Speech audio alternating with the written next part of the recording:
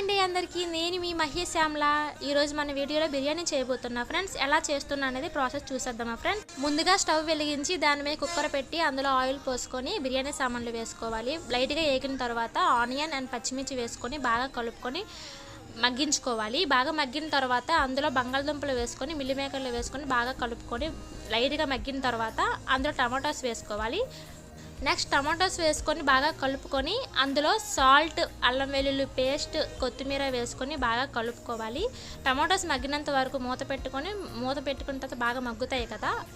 మగ్గిన తర్వాత అందులో బిర్యానీ పౌడర్ వేసుకొని మసాలా పౌడర్ వేసుకొని basmati rice 1 glass basmati rice 1.5 water వేసుకోవాలి. వేసుకొని బాగా కలుపుకొని సాల్ట్ సరిపోయిందో లేదో చూసుకోండి ఫ్రెండ్స్. సరిపోతే ఓకే. మూత పెట్టేసుకొని కొత్తిమీర జల్లుకొని మూత పెట్టేసుకొని 4 విజిల్స్ వచ్చినంత వరకు ఆగిన తర్వాత బిర్యానీ చాలా బాగుంటుంది. చూసారు ఎంత కలర్ఫుల్గా ఉంది. మీరు కూడా ట్రై చేయండి ఫ్రెండ్స్. ప్లీజ్ సబ్స్క్రైబ్ చేయండి ఫ్రెండ్స్.